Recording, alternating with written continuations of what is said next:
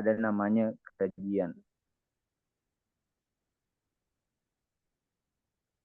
Kemudian Nabi Muhammad SAW sebagai pemilik mukjizat Al-Quran ini itu ditugaskan oleh Allah sebagai penjelas terhadap mukjizat tersebut. Sebab sekalipun Al-Quran diturunkan dengan bahasa Arab, namun ada saja ayat yang tidak mampu dipahami oleh sahabat, sehingga butuh penjelasan lebih dari Nabi Muhammad SAW.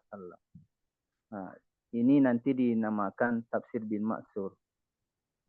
Di sisi lain, tidak semua ayat Al-Quran itu dijelaskan oleh Nabi, ya.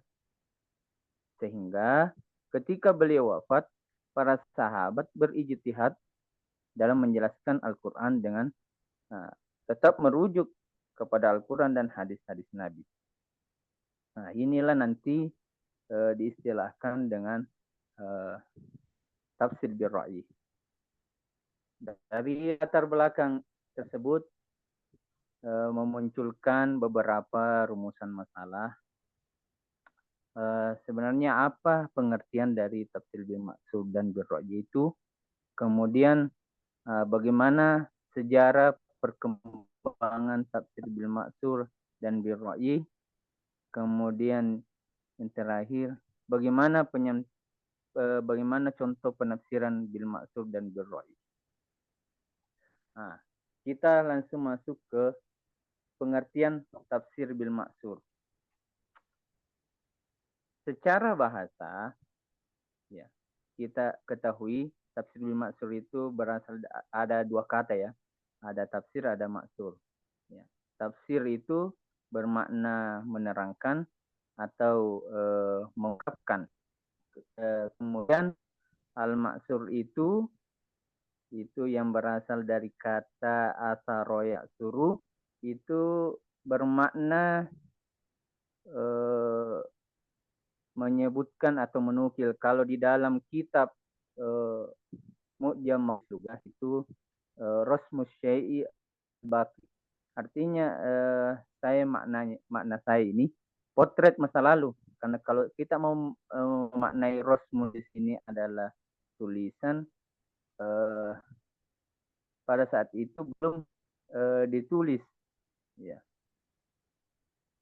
Kemudian secara istilah, ya, berangkat dari istilah bahasa, definisi bahasa, tafsir bil ma'sur adalah sebuah usaha untuk menjelaskan Al-Quran dengan cara menukir dari Al-Quran itu sendiri, hadis, ijtihad sahabat, serta pendapat tabi'in. Nah, ada beberapa ulama mendefinisikan tafsir bil ma'sur ini, termasuk Manna Al-Qattan, Muhammad Hussein Az-Zahabi, ada Al-Farmawi, dan masih banyak ulama lain, termasuk juga Muhammad Al-Zarqani. Namun Al-Zarqani ini berbeda dengan ulama yang tadi. Beliau ini berpendapat bahwa tabi'in tidak boleh dimasukkan di dalam tafsir bil ma'sur, ya. Dengan alasan tabi'in ini sudah dimasuki oleh Israiliyat. Ya, artinya Israiliyat ini dongeng-dongengnya orang Israel, yaitu Yahudi dan Nasrani. Meskipun ada juga pendapat yang mengatakan la nusaddiqu wa la nukadzibu, namun Imam Al-Zarqani ini mengatakan banyak bohongnya, lebih banyak bohongnya. Itu pendapat pribadi beliau. Nah, kemudian kita ke sejarah tafsir bil ma'sur. Tafsir bil ma'sur itu kalau kita periodekan itu ada dua, periode lisan dan periode tadwin. Yaitu periode lisan. Nah, meliputi masa Nabi sebagai mufassir pertama, kemudian menukilkan kepada sahabat, kemudian sahabat menukilkan ke tabi'in. Nah, ini periode lisan. Kemudian periode tadwin, yaitu di mana riwayat dari Nabi mulai dibukukan, ya, termasuk tafsir Al-Quran, meskipun masih termuat dalam kitab hadis, bukan pada kitab tafsir secara khusus, ya, karena belum menjadi sebuah disiplin ilmu yang resmi pada waktu itu. Nah, saya singkat-singkat saja. Kemudian karakteristik tafsir bil maksur.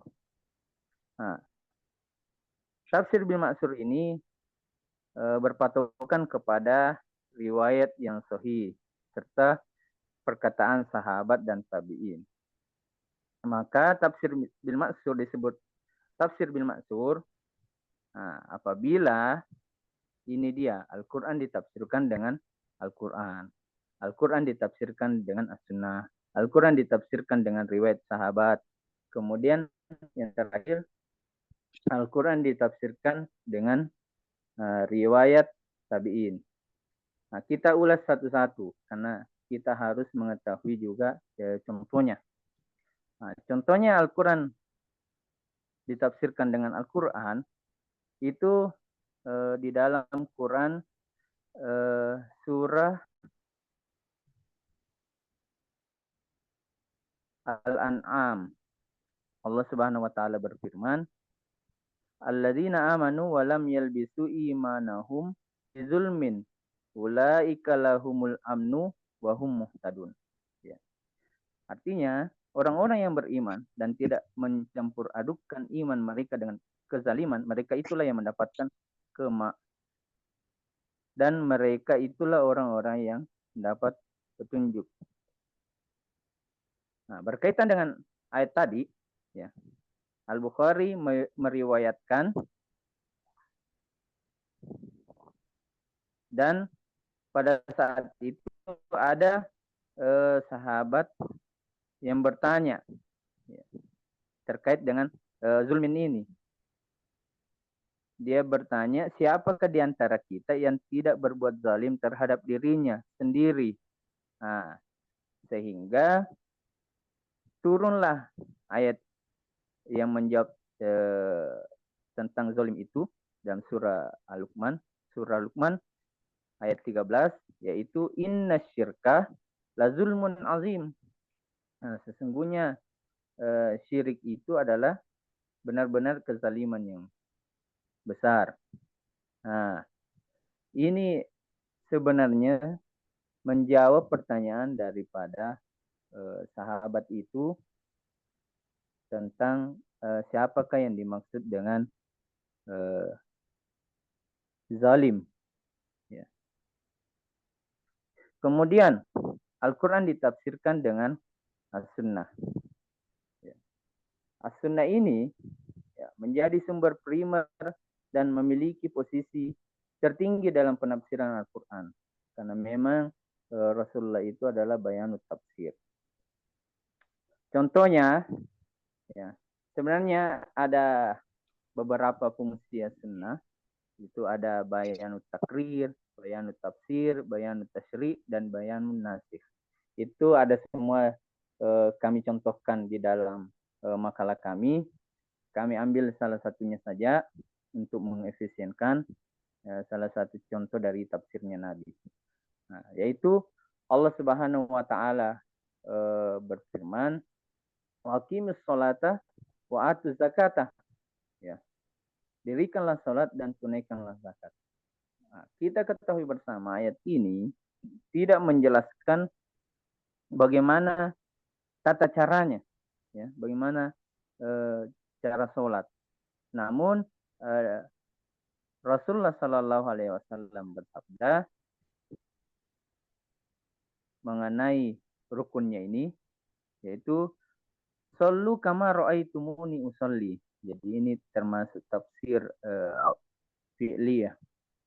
Ya, sholatlah sebagaimana kalian melihatku sholat. Jadi Apa yang dicontohkan oleh Nabi di dalam salatnya, itulah rukun-rukunnya salat.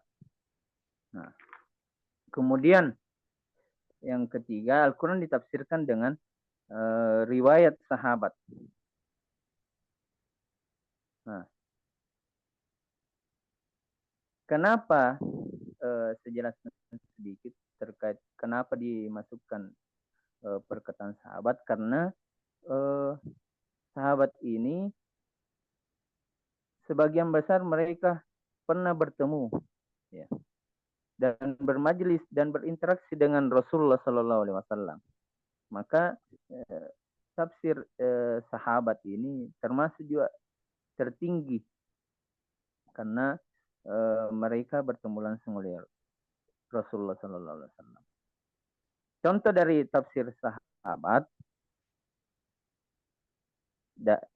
dari Ibnu Abbas dalam Quran surah Al-Anbiya ayat ke-30. Awalam yarul ladzina kafaru anna samawati wal arda kanata ratkan fafataqnahuma waja'alna minal ma'i kulla syai'in hayyin afala yu'minun. Apakah orang kafir tidak mengetahui langit dan bumi? Keduanya dahulu menyatu, kemudian kami memisahkan keduanya dan kami menjadikan segala sesuatu yang hidup berasal dari air. Maka tidakkah mereka beriman? Nah, redaksi kana tarotkan fafataknahuma itu para ulama mengatakan bahwa langit dahulu adalah satu lapis. Bukan sab'a samawat. Kemudian Allah Subhanahu wa taala memisahkannya menjadi 7 lapis. Hal ini sebagaimana yang disebutkan dalam tafsir At-Tabari bahwa Abdul Hamid bin Bayan menceritakan, ia berkata bahwa Muhammad bin Yazid memberitahukan kepada kami dari Ismail. Ia berkata, aku pernah bertanya kepada Abu Sulaim tentang kanata rotkan fafataknahuma. Nah, kemudian apa jawabannya? Dahulu kala bumi bersatu padu, begitupun dengan langit. Allah lalu memisahkan dari satu langit menjadi 7 langit. Begitupun juga dengan bumi. Nah, kemudian tafsir Al-Quran dengan pendapat tabi'in. Tafsir Al-Quran dengan pendapat tabi'in ini memang mengalami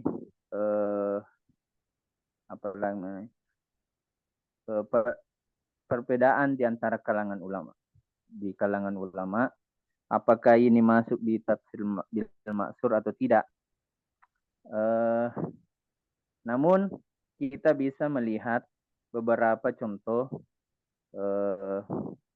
dari tafsir Al-Quran dengan pendapat tabi'in ini.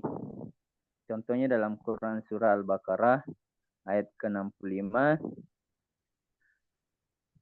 Walaqad alimtumul ladzina tadaw minkum fis sabati fa qulna lahum kunu qiradatan khasiin.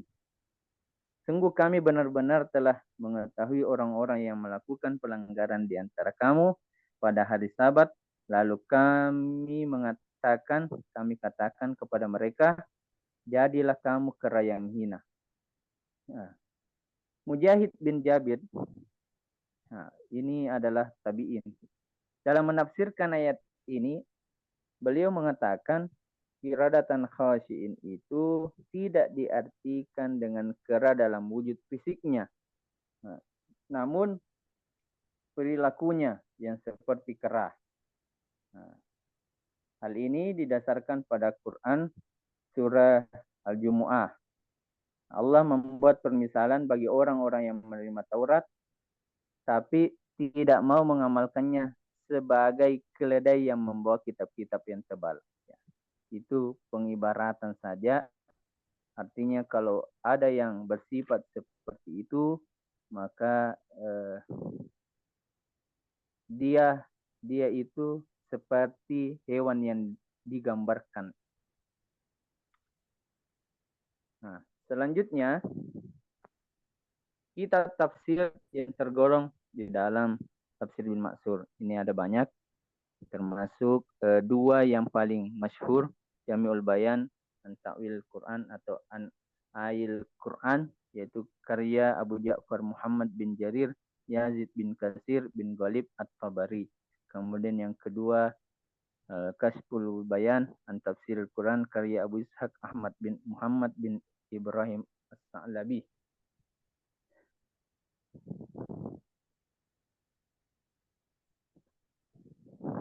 Ada 7 yang kami tulis, sebenarnya ada lagi yang lain, namun tidak dimuat di sini. Nah, selanjutnya kita masuk ke pengertian tafsir bil ra'yi. Secara bahasa, kata ar-ra'yi ini adalah masdar dari kata ro'ah. Itu yang bermakna memandang dan melihat. Kata ra'yu dapat diartikan dengan arti pandangan atau pemikiran, akal, keyakinan, kias, dan ijtihad. Nah, kalau di dalam kitab Mu'jam itu nizar atau absar.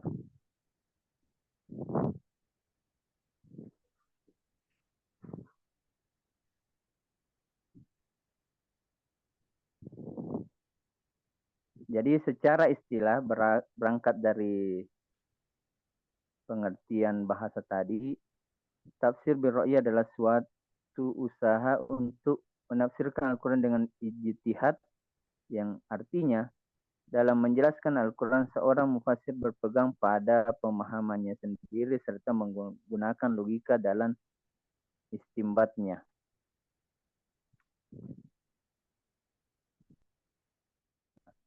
Kemudian kita masuk ke sejarah perkembangan tafsir bil ra'yi. Tafsir bil ra'yi yang mulai sejak abad ketiga Hijriah, nah, yakni masa-masa akhir salaf, ya. Kenapa muncul tafsir bil ra'yi? Hal ini didasari oleh kecenderungan para mufassir terhadap bidang keilmuan masing-masing. Nah, sehingga mendorong mereka mengembangkan kitab tafsir berdasarkan latar belakangnya, ya. Karena pada masa ini muncul banyak mazhab, ya, dan banyak corak, ya, seperti corak fikih, tasawuf, teologi, dan lain-lain. Selanjutnya kita ke dasar tafsir bil ra'yi. Itu di dalam Al-Quran, surah Muhammad ayat ke-24, afala yatadabbaruna al-Quran am ala qulubin aqfaluha. Nah, ini diterjemahkan oleh Prof. Quraish Shihab. Maka apakah mereka lengah dan tidak menggunakan potensi mereka sehingga tidak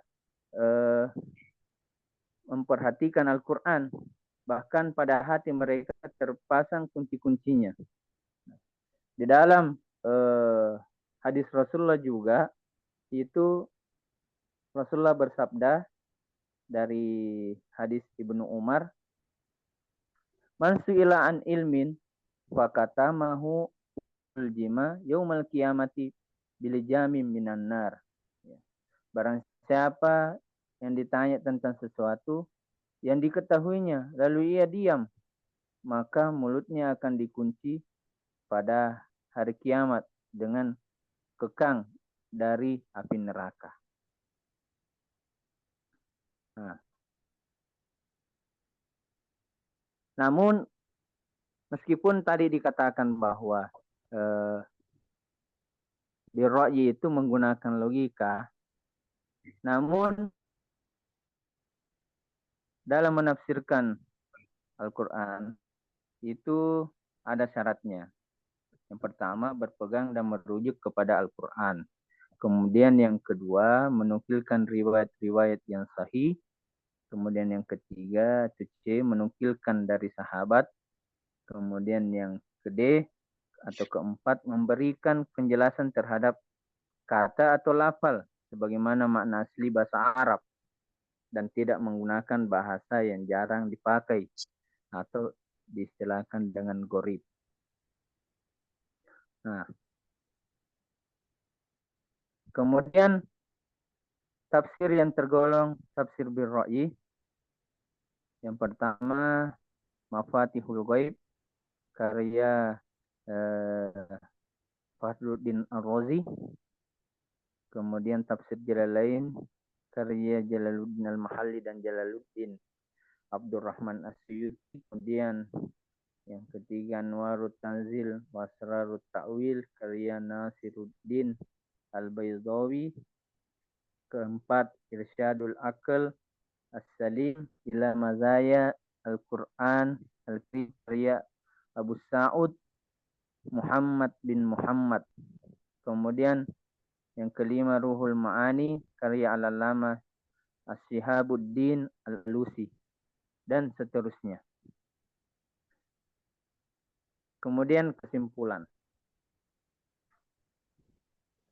Kesimpulannya, tafsir Al-Ma'sur adalah sebuah metode untuk menafsirkan Al-Quran dengan cara menukil dari Al-Quran, hadis, dan ijtihad sahabat, serta pendapat tabi'in.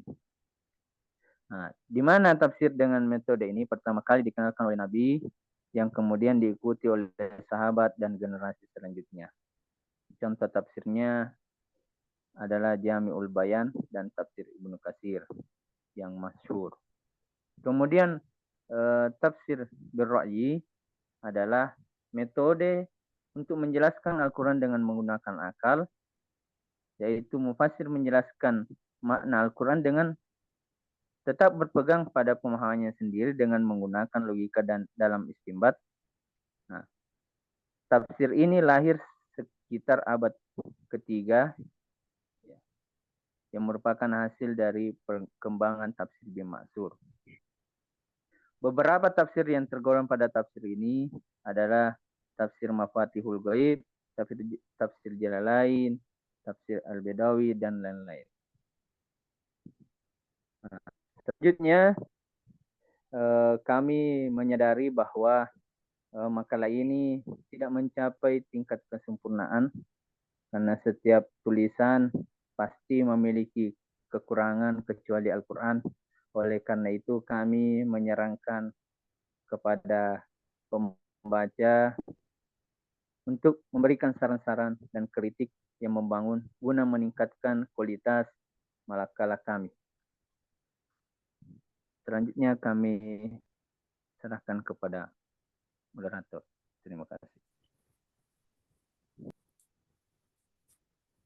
Alhamdulillah, kita telah mendengarkan pemaparan materi kedua dari Ustaz Suwandi, yaitu tafsir bil sur dan bil ra'yi. Nah, dari kedua pemakalah yang telah memaparkan materinya tadi, kita beri selanjutnya kita kasih kesempatan kepada teman-teman apabila ada yang mau ditanyakan, sanggahan atau mau ditambahkan. Nah, kita kasihkan selanjutnya sesi pertanyaan. Jadi kepada teman-teman, silahkan jikalau ada yang mau ditanyakan, ada mau ditambahkan, atau ada yang mau dikonfirmasi. Padahal ada Ustaz Andi Baso, Ustaz Anur Wahida, dan Ustaz Ibnu Furqan. Ya, saya Pak Ustaz mau bertanya sedikit. Ya, padahal. Baik, terima kasih atas kesempatan yang telah diberikan. Saya akan memberikan pertanyaan kepada pemateri pertama. Tadi sudah dijelaskan beberapa langkah-langkah dan ciri-ciri metode penafsiran. Kemudian penerapan metode tafsir muqarrar dan maudhu'i juga perbedaan. Namun belum ada dijelaskan terkait kelebihan dan kekurangannya. Kemudian dari pemakalah yang kedua, pada tafsir bil ma'sur kan ada tafsir Al-Quran dengan Al-Quran. Jadi apa menjadi perbedaan antara tafsir Al-Quran bil Quran dengan munasabah yang mana sama-sama mengaitkan antara ayat satu dengan ayat yang lainnya. Ya, mungkin itu cukup saja dari saya, Ustaz. Ya, itu satu pertanyaan dari Ustaz Bandung Waidah.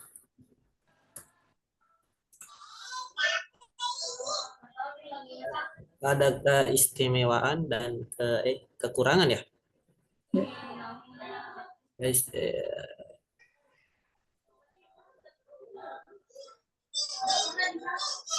Keistimewaan dan kekurangan tafsir muqaran dan maudu'i ya.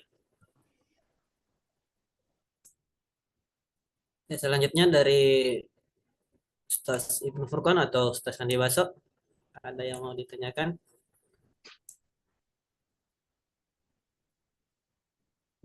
Bismillah.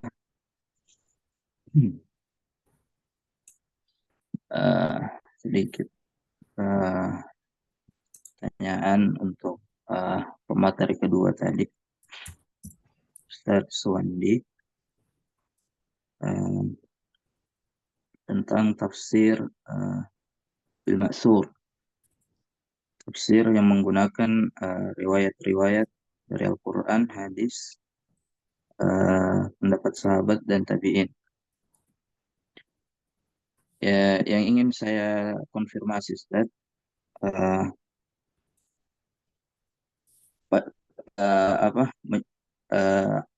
dicantumkannya bagian mana itu tadi, cerita Israiliyat di bagian ciri-ciri, bukan ciri-ciri, di bagian macam-macam tafsir bil ma'thur, itu masuk pembagian seperti apa, Ustaz? Karena tadi A itu tafsir Al-Quran bil Quran, B tafsir Al-Quran bis sunnah, C tafsir Al-Quran bi qaulis sahabah, D tafsir Al-Quran dengan pendapat tabi'in, dan E cerita Israiliyat. Pertanyaan saya, apakah ini termasuk tafsir bil ma'thur atau bagaimana pembagiannya? Yang kedua, bagaimana mungkin ada tips-tips atau saran dari pemakalah untuk bagaimana menggunakan Israiliyat, cerita-cerita Israiliyat dalam menafsirkan ayat Al-Quran. Apakah ada metode-metode khusus atau ada batasan-batasan? Karena seperti yang kita ketahui, cerita Israiliyat itu dari cerita-cerita terdahulu ya.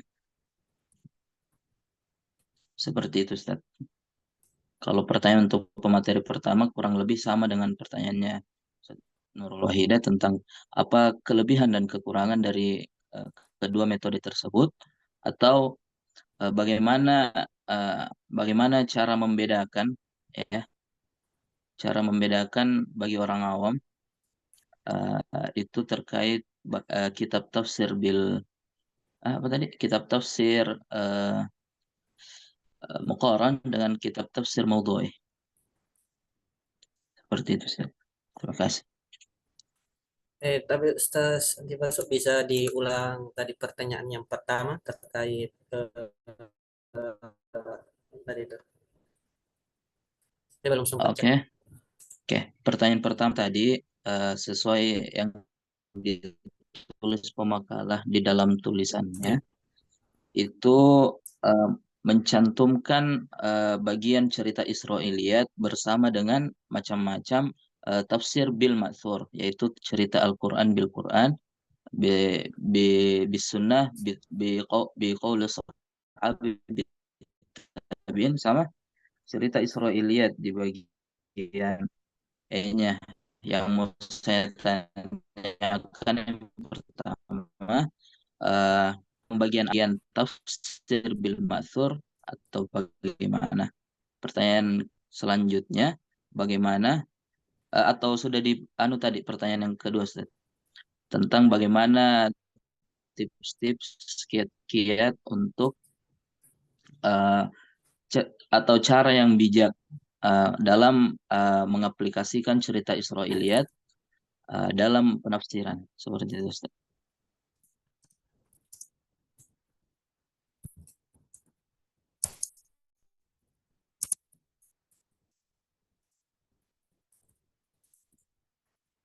Sudah ada 4 pertanyaan. Kalau dari Ustaz Ibnu Furqan ada yang mau ditanyakan atau ditambahkan? Terima kasih. Terhadap pemakalan pertama, pertanyaan saya tadi kan sudah dijelaskan itu bagaimana pengertian dari tafsir Maudi dan Qur'an dari makalahnya. Tadi pemakalan menyimpulkan bahwa tafsir Maudi adalah tafsir yang penjelasannya itu konkret atau komprehensif. Maka pertanyaannya, jika dibandingkan dengan tafsir Tahlili, itu mana yang lebih konkret di situ, Ustaz? Apakah tafsir Tahlili atau tafsir Maudi? Kemudian di makalah yang tadi itu tidak disebutkan contohnya terkait dengan tafsir Quran, kan tadi ada tafsir Quran ayat dan ayat dan hadis itu ada tadi beberapanya. Yang saya pertanyakan, sebutkan contoh tafsir Quran dalam bentuk ayat dengan hadis. Nah, itu dari pemakalah pertama. Kemudian untuk pemakalah kedua, sama tadi pertanyaan dari Ustaz Nurul Hamzah, tapi saya lebih ke bagaimana kelebihan dan kekurangan dari tafsir bil ma'sur dan bil ra'yi itu. Kemudian apa alasan beberapa orang itu menolak tafsir bil ra'yi ini? Mungkin seperti itu, Ustaz. Terima kasih.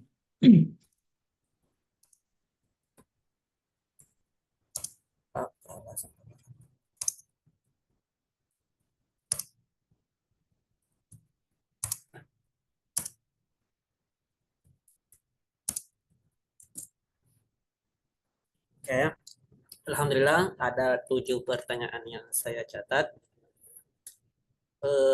Saya minta kembali kepada Ustaz Ibnu Furqan. Apa tadi pertanyaan yang pertama itu apa? Yang pemakalah pertama, Ustaz. Iya, tadi kan pertanyaannya sebutkan contoh Muqaran dan tafsir Muqaran ayat dan hadis. Yes. Sedangkan pertanyaan yang kedua, selanjutnya itu apa alasan beberapa orang awam itu menolak tafsir bil ra'yi ini? Iya.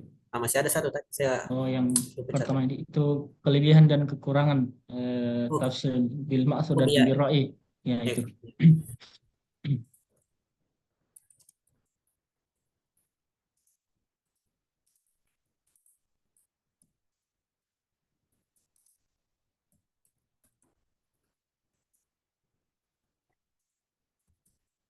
Alhamdulillah ada 7 pertanyaan yang akan dipertanggungjawabkan oleh kedua pemakalah ini. Ini saya ada 7 yang saya catat. Sebelum saya kirim ke chat room Zoom, kita persilahkan dulu Ustaz Andi Baso untuk memimpin salawat untuk lebih berkahnya. Kita bersalawat kepada baginda Rasulullah SAW dan memberikan waktu kepada kedua pemakalah untuk mencari jawaban dari pertanyaan tadi. Kepada Ustaz Andi Baso, kami persilahkan. Baik, saya mungkin tidak bisa menyanyi ya, jadi mungkin baca biasa saja. Tabe. إن الله وملائكته يصلون على النبي يا أيها الذين آمنوا صلوا عليه وسلموا تسليما اللهم صل وسلم وبارك على سيدنا محمد وعلى آل سيدنا محمد كما صليت وسلمت وباركت على سيدنا إبراهيم وعلى آل سيدنا إبراهيم في العالمين إنك حميد مجيد صلى الله تعالى عليه وعلى آله وصحبه وبارك وسلم.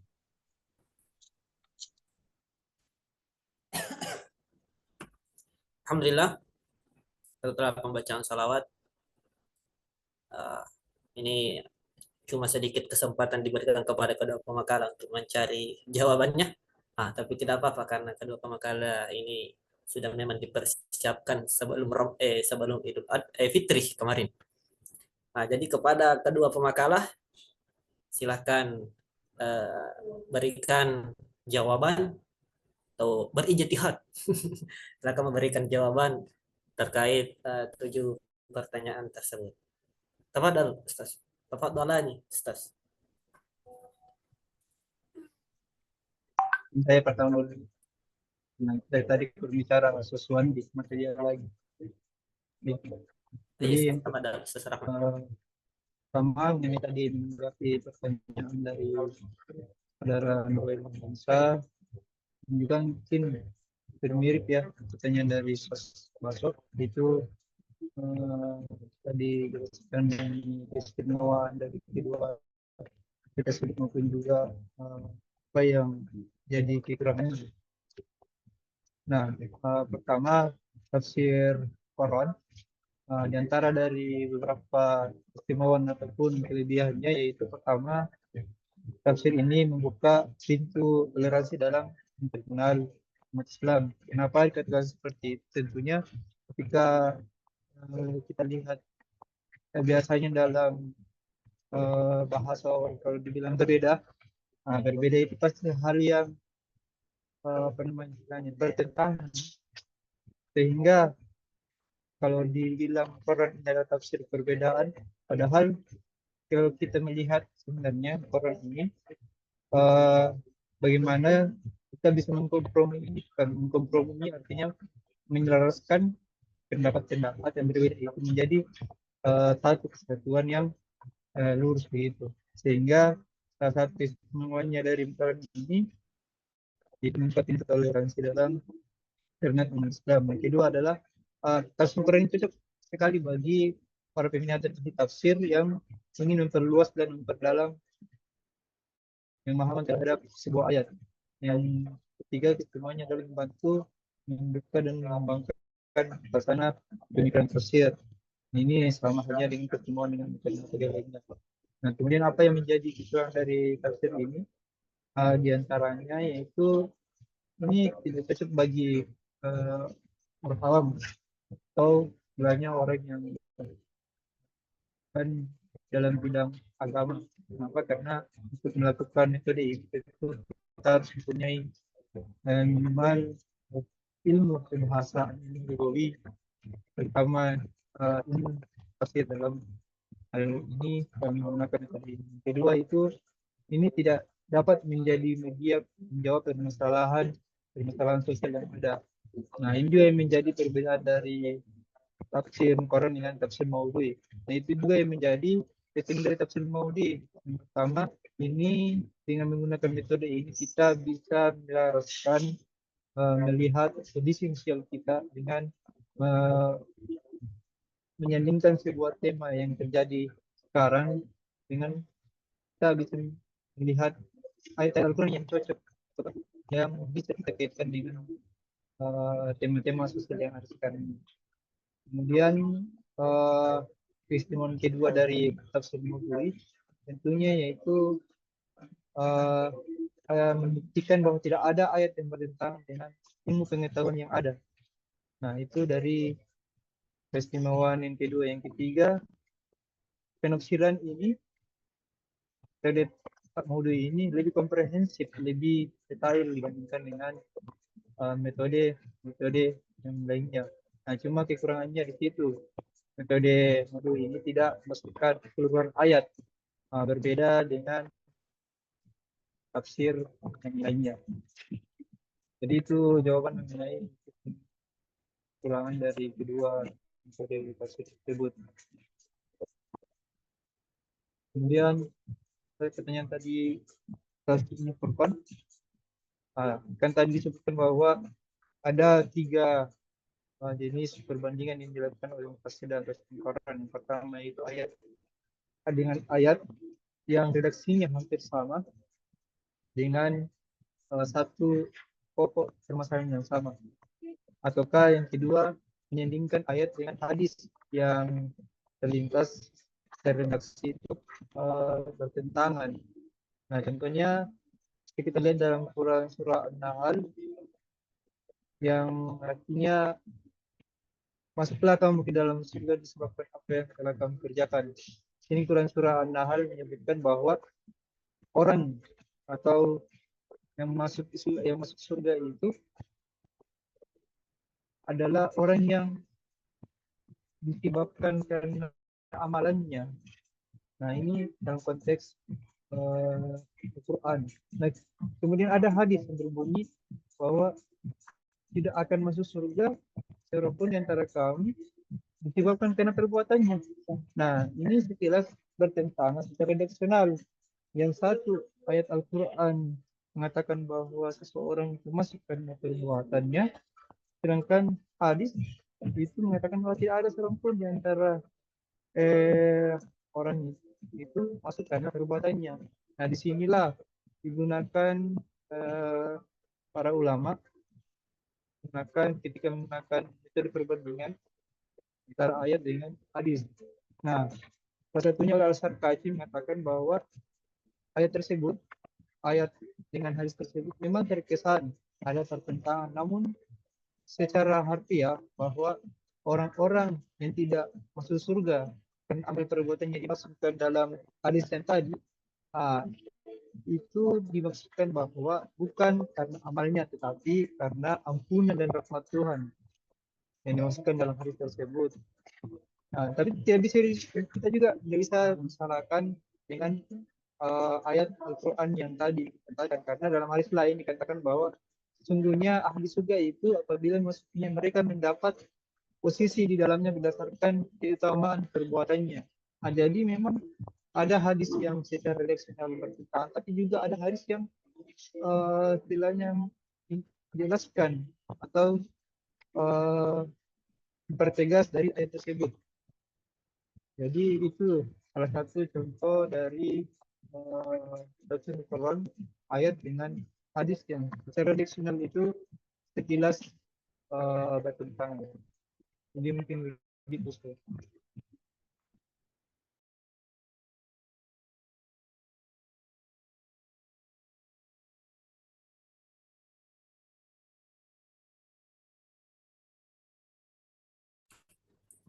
Oke, alhamdulillah sudah dijawab oleh pemakalah pertama terkait pertanyaan yang ditanyakan, khususnya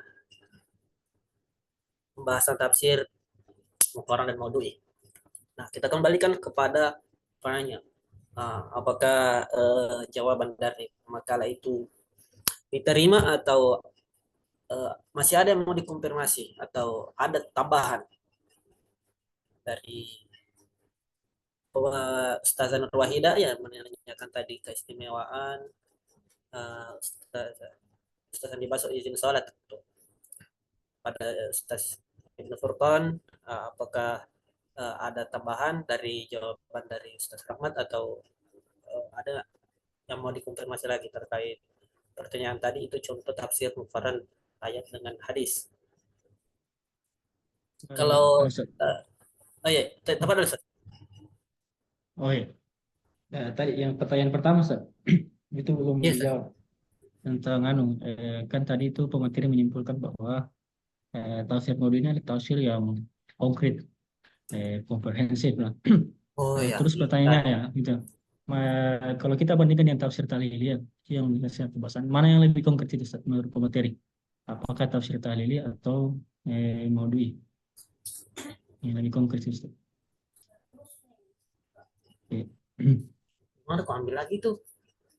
Iya, kenapa penting tulis itu?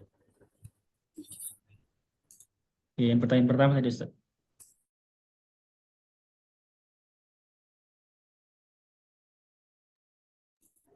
Oh ya, tadi itu pertanyaan yang saya lupa catat terkait mana yang lebih konkret, tafsir Muqarran, Maudhu'i atau Tahlili.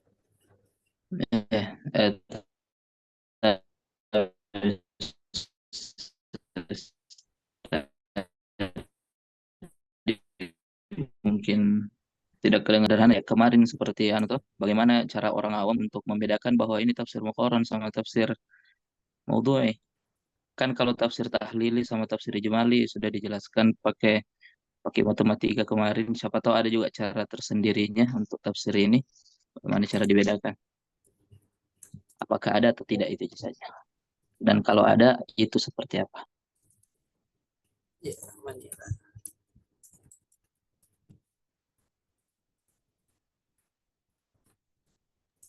Jadi pertanyaan dari Ustaz Baso, apakah ada cara sebagai yang kemarin itu tadi?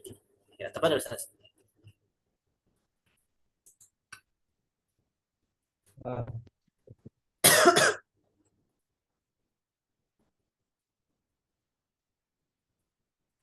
Nah, tadi kayaknya dulu sendiri bos saya tanggapi ini juga jadi bumerang percaya karena kemarin juga saya gitu. Tapi untuk bagi orang awam yang mungkin yang bahasanya tidak tahu penulis Arab, terus kemudian dia bagaimana ya caranya tahu ini. Nah, kalau saya secara pribadi yang saya baca dari tafsir itu bisa kita membedakan antara sebuah tafsir yang menggunakan karena atau maudhui. Yang pertama mukarrar. Kalau kita ingin mengetahui bahwa itu adalah tafsir mukarrar, pertama tentunya dia diawali dengan pembahasan sebuah ayat. Sebuah ayat. Nah, tentunya setelah mengambil satu ayat contohnya, pasti setelah itu dia mengambil sebuah ayat yang lain yang redaksinya hampir mirip. Pasti begitu, Ustaz. Kalau kita melihat kitab tafsir, kemudian dia menyanyikan ayat redaksi yang hampir mirip, berarti itu jelas bahwa dia mengadopsi tafsir Quran. Nah, sedangkan Maudhui itu awalnya ketika dia menggunakan tafsir Maudhui, pasti dia awalnya menggunakan sebuah tema atau topik sebelum menafsirkan ayat Al-Quran. Jadi gampangnya begitu sekali dalam kitab tafsir. Nah, ketika di dalam bab awalnya atau judulnya di situ sudah ada keterangan sebuah tema, ya. Nah, pasti tafsir ini atau dalam kitab tafsir ini menggunakan metode maudhu begitu. Nah, kemudian pertanyaan selanjutnya oleh teman-teman, yang mana lebih terperinci atau komprehensif. Nah, kalau tafsir maudhui ini memang hampir sama dengan tahlili, ya, karena kalau kita lihat langkah-langkah yang dilakukan, nah itu hampir sama kandungannya. Ada juga sebagai usul, ada juga munasabah, ada juga penjelasan ayat. Namun kalau kita mau lebih memandang lebih fokus prinsip, tergantung lihat perspektif apa. Kalau kita mau lihat perspektif suatu pokok masalah yang dibahas, maka yang jadi prinsip itu adalah tafsir tematik. Kenapa? Karena pasti dia akan membahas tuntas satu pokok masalah yang akan kita kaji. Dia akan membahas tuntas sampai selesai. Dia akan menghubung seluruh ayat yang berkaitan dengan masalah tersebut hingga tuntas dibahas. Sedangkan tafsir tahlili sekalipun membahas tentang satu ayat, dia tidak membahas tuntas dengan membahas tuntas permasalahan tersebut. Karena bisa saja ada ayat kaitannya dengan ayat yang lain, dia membahas di ayat yang lain tersebut, baru dia bahas di surat yang lainnya.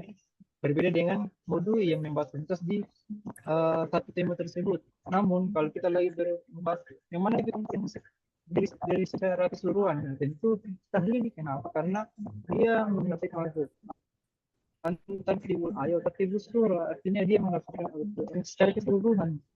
Nah, dibandingkan dengan hikmatik, dia tidak melakukan seluruh ayat, cuma mengambil satu tema kemudian menunjukkan seluruh ayat yang berkaitan dengan pokok permasalahan tersebut.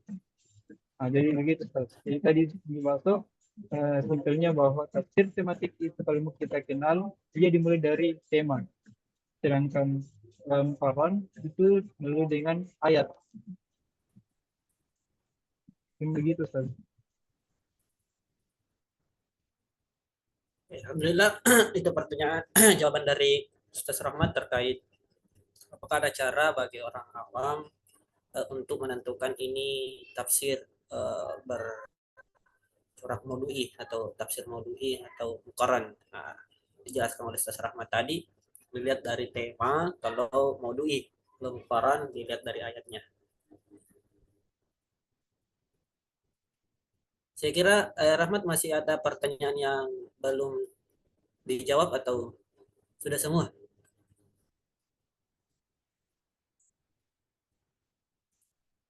Oke, kalau selanjutnya kita berikan kesempatan kepada Ustaz Wandi untuk menjawab pertanyaan-pertanyaan yang ditanyakan tadi.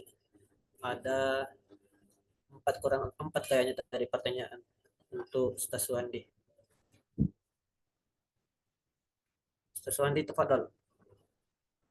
Baik, terima kasih atas kesempatan dan terima kasih atas pertanyaan-pertanyaan yang diberikan kepada saya. Yang pertama terkait dengan apa kelebihan dan kekurangan tafsir bil ma'sur dan tafsir bil ra'yi. Untuk tafsir bil ma'sur itu kelebihannya adalah kualitas penafsirannya itu kuat atau tinggi ya. Kemudian di dalamnya terdapat kesimpulan-kesimpulan tentang hukum. Nah, kemudian jelas periwayatannya. Nah, bahkan kadang disebutkan apakah riwayat itu sahih atau dhaif. Kemudian ada juga yang memaparkan nasi dan mansuknya. Kekurangannya itu adanya Israiliyat. Kemudian bercampurnya riwayat sahih dan tidak sahih. Kalau tafsir At-Tabari di awal-awalnya itu menyebutkan juga sanadnya. Ke belakang-belakangnya itu tidak lagi disebutkan sanadnya. Kemudian kurangnya pendapat mufassir terkait dengan ayat tersebut yang ditafsirkan. Itu tafsir bil ma'sur. Kemudian tafsir bil ra'yi, kelebihannya membuka pintu ijtihad. Ya. Berkembangnya disiplin ilmu. Ya. Kemudian mengaplikasikan Al-Quran itu bisa berkembang sesuai dengan zamannya, bahkan tempatnya dimanapun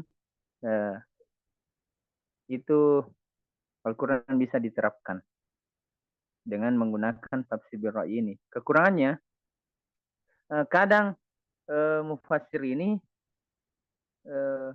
mengatakan tafsirnya pendapatnya itu berdasarkan Al-Quran, ya, berdasarkan Al-Quran. Padahal itu logikanya, ya, logikanya, meskipun tidak bertentangan dengan Al-Quran, ya. Kemudian membuka ruang untuk menafsirkan dengan penafsiran yang salah, apalagi kalau tidak memiliki ilmu yang dalam, ya, terkait dengan syarat-syarat yang disebutkan tadi. Nah, kemudian kekurangannya lagi kecenderungannya subjektif, ya, karena berkembangnya ilmu pengetahuan itu. Nah, selanjutnya apa bedanya Al-Quran dengan Al-Quran? Pertanyaan saudari Ustazah Nur Wahidah. Apakah sama tafsir Al-Quran dengan Al-Quran dengan munasabah? Begitu ya, Ustaz? Ya. Menurut saya munasabah ini ada dua, ya. Ada memang dia ada keterkaitan, artinya dia menafsirkan ayat sebelumnya. Kemudian yang kedua, munasabah, artinya meskipun dia tidak menafsirkan, tapi dia masih setema, ya. Ya, misalnya dia ayat sebelumnya tentang hukum, kemudian ayat selanjutnya tentang hukum juga. Ya, masih ada kaitannya. Meskipun itu dia tidak menafsirkan sebagaimana misalnya qad aflahal mu'minun alladzina hum fi salatihim khashi'un. Itu kan munasabah, tapi Al-Quran dengan menafsirkan Al-Quran dengan Al-Quran. Namun ada juga munasabah yang hanya terkaitan dengan tema saja, tidak saling menafsirkan. Ya. Kemudian pertanyaan dari Ustaz Andi Baso terkait dengan karakteristik tafsir Ibnu Matsur. Sebenarnya ya itu kekurangan saya tadi, saya tidak menjelaskan Israiliyat. Ya. Jadi ada Al-Quran itu ditafsirkan dengan Israiliyat. Ya, ada Al-Quran ditafsirkan dengan Israiliyat. Contohnya itu dalam surah Al-Baqarah ayat ke-36 yang terkait dengan surga, ya. Terkait dengan surga, ya itu ceritanya siapa ini?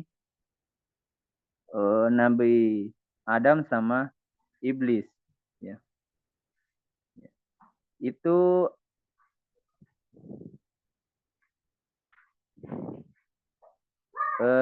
iblis menggoda Nabi Adam. Ya. Dalam cerita Israiliyat itu ada yang mengatakan iblis menggoda Nabi Adam di luar pintu surga, dan sebagian lagi mengatakan bahwa iblis menggoda Nabi Adam dan Hawa dari bumi. Nah, itu kisah yang dinukilkan Ibnu Katsir dalam tafsirnya. Nah, dan ini adalah Israiliyat, ya, Israiliyat di dalam tafsir. Kemudian bagaimana saran dari pemakalah dalam penggunaan Israiliyat dalam menafsirkan? Menurut saya Israiliyat ini sudah dikatakan tadi la nusaddiqu wala nukadzibu. Di dalam Al-Quran juga ada yang mengatakan inja akum fasikun binaba'in fatabayyanu. Ya, kalau ada berita yang dibawa oleh orang fasik, tabayun dulu. Termasuk Israiliyat ini kita harus tabayun. Kalau dia sejalan dengan Islam, maka kita juga jangan mendustakan itu. Kalau tidak sejalan, maka kita jangan membenarkan. Ya. Jadi ada Israiliyat yang sejalan dengan Islam, ada juga yang tidak sejalan dengan Islam. Apa itu Israiliyat? Ada Israiliyat yang sahih, ya, yaitu hadis riwayat, ya, hadis riwayat dari Utsman bin Umar, Atta bin Abi Rabbah. Beliau bertemu dengan Abdullah bin Umar bin As dan bertanya, ceritakanlah olehmu kepada aku tentang sifat Rasulullah yang diterangkan dalam Taurat. Nah, kemudian ia menjawab, tentu demi Allah yang diterangkan dalam Taurat sama seperti yang diterangkan dalam Al-Quran. Nah, wahai Nabi, sesungguhnya kami mengutusmu sebagai saksi, pemberi kabar gembira, pemberi peringatan, dan pemelihara ummi. Engkau adalah hambaku, namamu dikagumi, engkau tidak kasar dan tidak pula keras. Allah tidak akan mencabut nyawamu sebelum agama Islam tegak lurus. Jadi ayat ini, berita ini adalah Israiliyat yang sebenarnya penjelasan itu dari kitab Taurat. Tapi kita karena sejalan dengan Islam, maka kita tidak boleh mendustakan ini.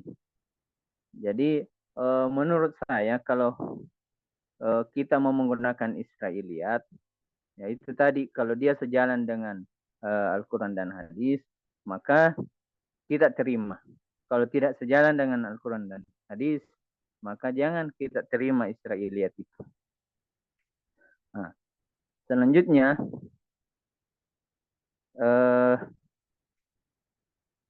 kenapa alasan beberapa ulama mengapa menolak tafsir birra'yi? Ya, karena memang ada dasarnya dari Rasulullah. Rasulullah pernah bersabda, "Man qala fil Qur'ani bi ra'yihi falyatabawwa maq'adahu minan nar." Ya, ini hadis sahih.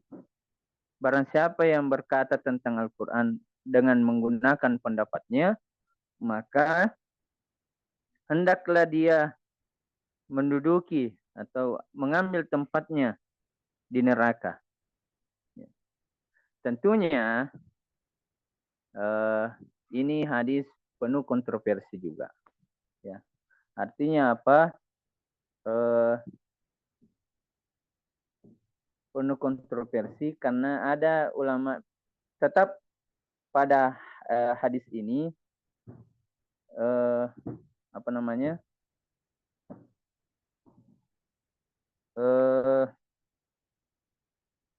Biro'ihi di sini ada ulama yang mengatakan dengan akal-akalannya tanpa dengan disiplin ilmu yang mumpuni, yang seperti yang disebutkan tadi syarat sebagai mufassir.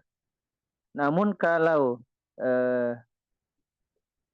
dia mempunyai ilmu yang dalam, pengetahuan tentang bahasa Arabnya baik nahwu Arabnya, balaganya, dan mengerti sejarah, babun nuzul dan sebagainya, saya kira ra'yi itu pendapatnya itu bisa diterima, ya. Yang penting memenuhi syarat. Saya kira begitu dari saya. Terima kasih. Alhamdulillah, itulah jawaban dari Ustaz Wandi dari pertanyaan-pertanyaan.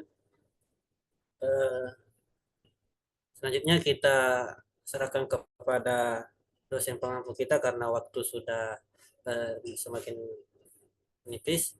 Kita serahkan kepada dosen pengampu kita untuk meluruskan. Assalamualaikum warahmatullahi wabarakatuh. Waalaikumsalam warahmatullahi wabarakatuh. Alhamdulillah wassalatu ala rasulillahi wa ba'du. Puji syukur kepada Allah, salawat dan salam kepada Nabiullah Muhammad sallallahu alaihi wasallam. Allahumma salli wa sallim wa barik alaih. Ya. Saya mau tanya dulu Ustaz Jibril. Mana Ustaz Jibril? Hajar Ustaz. Perkembangan terbaru di Mesir kemarin itu pendapat tabi'in itu dikategorikan bil ma'thur atau dikategorikan bil ra'yi. Kalau buku-buku ya banyak ada perbedaan-perbedaan pendapat ya. Ya.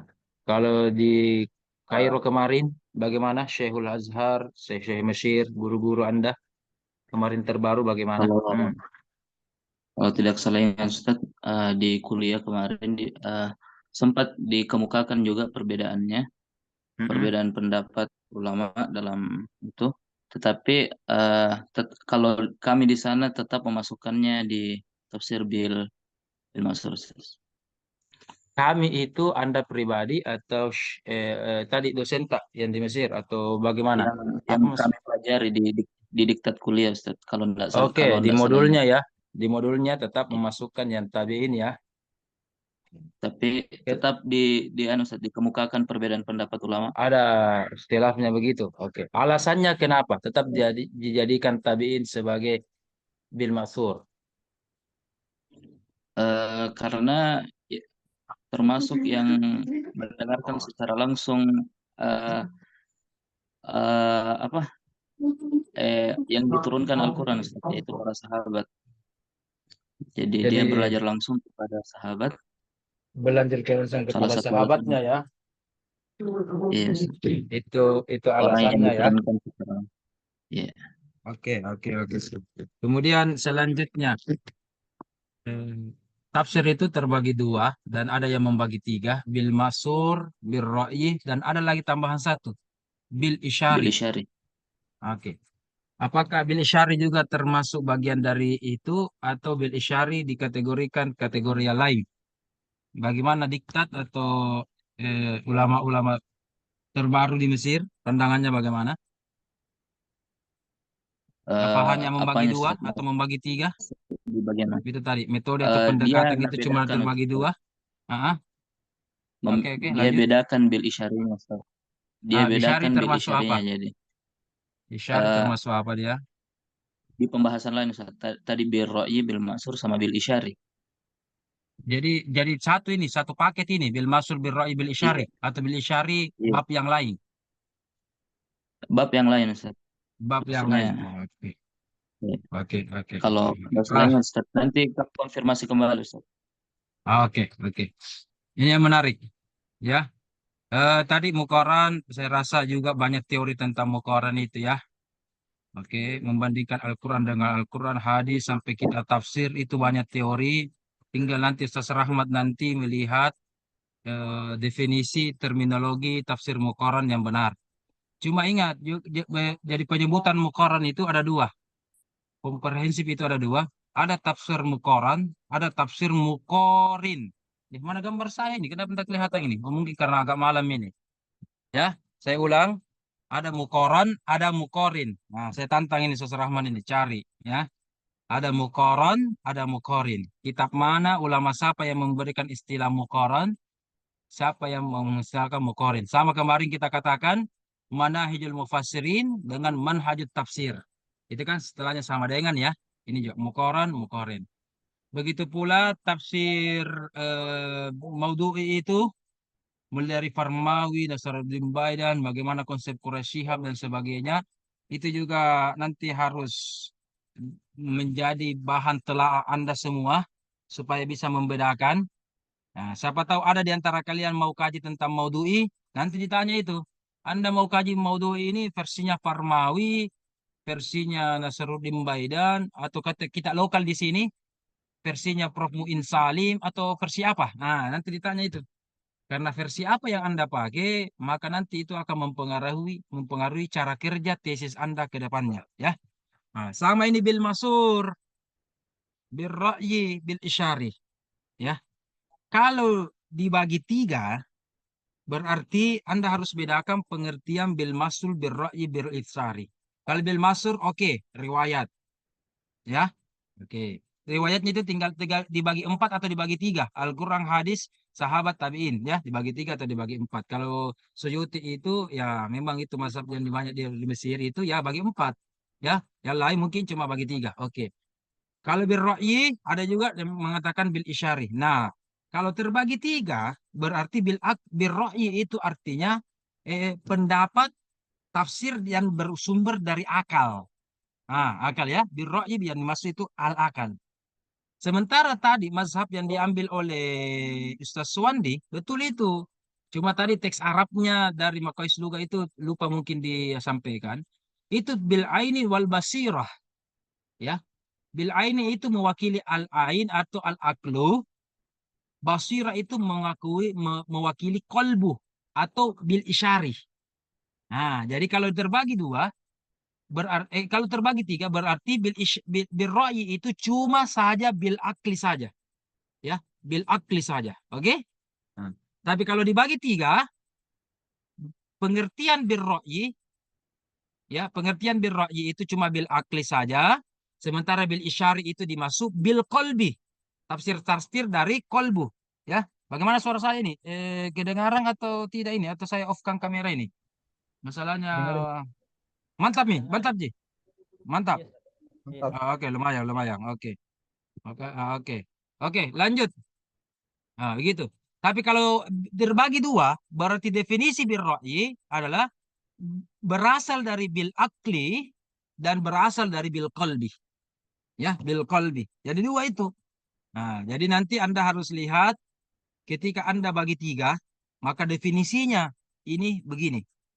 Ya, kalau dibagi dua, Anda lihat ulama yang bagi dua, berarti bil ra'yi itu bukan hanya bil akli, tapi masukkan juga bil isyari. Banyak. Karena pengertian tadi dasarnya ra'yu gitu, apa tadi? Ada kan kata-kata basirah.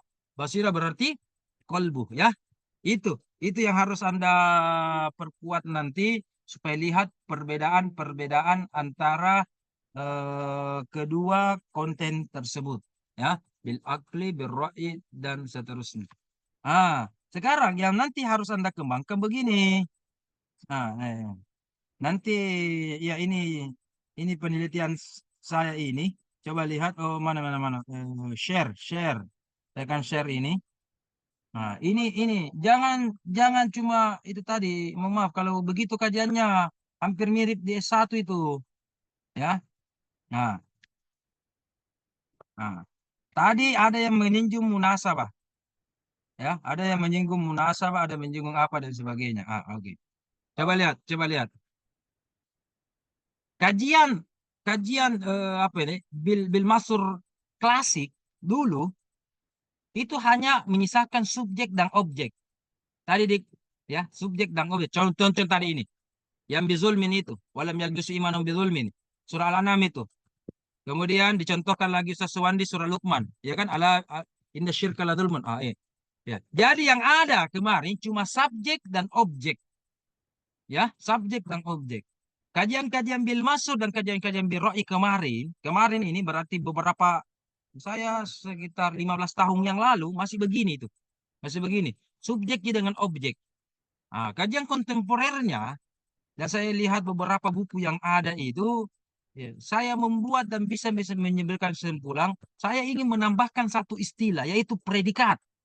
Nah, jadi teori saya ini, SPO, subjek, predikat, dan objek. Nah, apa itu maksudnya? Subjek, predikat, objek. Contoh tadi, ya kan? Walam bizulmin. Itu kan subjek yang kita maukan tafsirkan bizulmin ini apa ini masuk? Objeknya itu surah Luqman kan? Inna syirkah. Predikatnya itu berfungsi untuk siapa yang menjelaskan hal tersebut. Predikat itu adalah penghubung antara subjek dengan objek. Itu namanya predikat. Ya kan? Seperti saya titik-titik ikan. Apa yang menghubungkan saya dengan ikan? Makan. Saya memakan ikan. Atau saya memancing ikan. Saya memelihara ikan. Itu kan predikat. Penghubung. Ini juga. Jadi siapa itu yang mengatakan ayat ini berbicara tentang ayat ini? Ya kan? Siapa yang menghubungkan bahwa ayat ini ditafsirkan dengan ayat ini?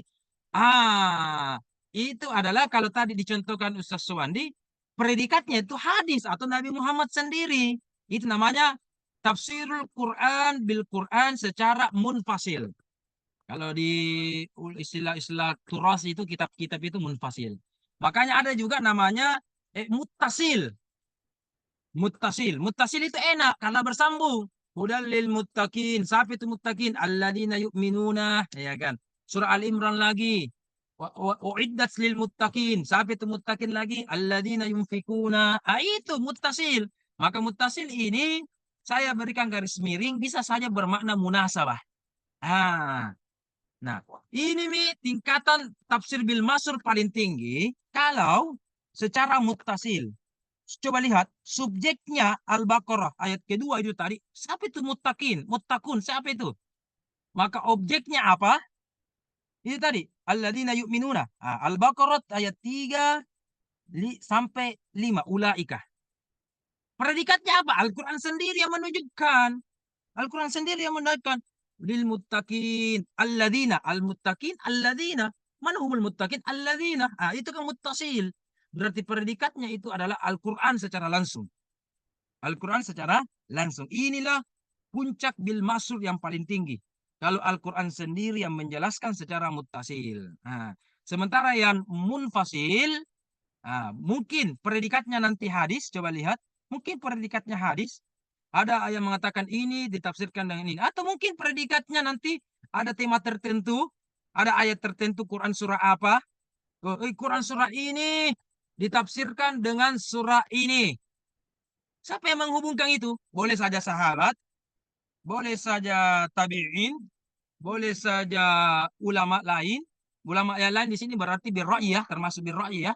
Kalau misalkan tabi'in sampai bil masul, boleh saja yang lain. Quraisy Shihab, Ibnu Katsir, Al-Qurtubi dan sebagainya. Itu termasuk munfasil. Nah, saya berikan contoh juga. Begitu pula kalau ada objeknya hadis. Ini Al-Quran dijelaskan oleh hadis Nabi berbunyi begini. Misalkan, wa ma umiru illa liya'budullaha mukhlishina, surah Al-Bayyinah. Oke? Objeknya apa? Oh, iman itu ikhlas. Innamal a'malu binniyati. Misalkan, ya kan? Rawahul Bukhari wa Muslim. Oke. Predikatnya siapa? Nah, predikatnya bisa isi apa? Apakah bisa tabi'in yang menunjukkan hal tersebut? Ada ulama-ulama tafsir atau mungkin sahabat ada yang menunjukkan sendiri. Ya kan? Atau mungkin hadis Nabi sendiri yang menunjukkan. Hadis sendiri yang menunjukkan. Ah, boleh saja begitu, ya. Dan seterusnya. Ah, nanti ini predikatnya main. Nah, cuma nanti rencana penelitian saya ini yang saya sempurnakan insya Allah. Kalau subjek dan objeknya itu bil maksur, oke. Itu juga terkategori bil maksur. Tapi kalau predikatnya ini, nah ini nanti harus ada metode, ada nanti syarat yang kita harus buat supaya predikatnya ini tidak sembarang. Sembarang-sembarang. Siapa tahu kalau sembarang-sembarang, masuk nanti cocok-cocok logi. Ya kan, cocok-cocok logi. Ayat ini dijelaskan dengan ayat ini. Apa? Cocok-cocok logi. Sama predikatnya, isangkala, ibacu. Nah, ya kan, bisa orang sembarang. Sembarang bilang begini, begini, begini. Harus ada syarat-syaratnya. Makanya ada juga syarat mufassir, syarat mengkaji Al-Quran bagaimana, adab-adabnya, dan seterusnya. Dan seterusnya. Astagfirullah. Sudah pasti nih, jangan ini. Jangan enam. Dan seterusnya, dan seterusnya. Ini yang saya masuk. Kajian-kajian di pasca ini, kalau ada aspek-aspek begini enteng, waktu Anda S1 di Mesir atau di Suludin atau dimanapun Anda belajar S1, belajar juga begini, jangan begitu terus. Begitu pula mata kuliah yang lain ya. Begitu pula mata kuliah yang lain, jangan begitu terus. Kembangkan itu, kembangkan. Ya, jangan cuma apa namanya stagnan. Stagnan harus terus berkembang itu pengetahuan. Kalau tidak, tidak ada hal yang baru. Anda ini mahal-mahal SPP-nya dari S1, masa sama di mata kuliahnya, ya? Masa sama di pembahasannya, ya? Oke, dan seterusnya dan seterusnya. Alhamdulillahirabbil alamin. Adapun birra'yi itu juga lebih berkembang dari sekarang, ada syarat-syaratnya dan seterusnya dan seterusnya. Begitu ya. Oke. Oke, ada pertanyaan sudah jam 6? Mengawali Ba'da Idul Fitri ini saya juga ucapkan, mana gambarku ini? Mungkin karena gelap ini, mana gambarku ini? Tidak nampak kegagahanku ini Soswandi. Kalau tidak, mana logo ini? Oke, kita ucapkan taqabbalallahu minna wa minkum. Taqabbal ya karim. Minal aidin wal faizin, mohon maaf lahir di puskesmas. Ya lahir. Ya, saya kan cuma lahir di puskesmas jadi begitu. Ya. Oke, beda kalau Wahida lahir di rumah sakit ternama ya. Dan seterusnya dan seterusnya. Oke, demikian wabillahi taufik wal hidayah. Assalamualaikum warahmatullahi wabarakatuh. Terima kasih, terima kasih. Alhamdulillah. Iya. Ayo, siap-siap sholat ya. Oke. Sama-sama, sama-sama. Oke, Ustaz Wandi itu Turnitinya bagus, rendah sekali, di bawah 10%. Kalau Ustaz Rahmat ini, masih tinggi Ustaz Rahmat ini Turnitinya ini. 40 atau 36. Perlu diperbaiki. Harus banyak-banyak belajar sama senior ini. Sama Ustaz Wandi ini. Turnitinya bagus, ya. Oke, lanjut. Oke, lanjut. Silakan, silakan.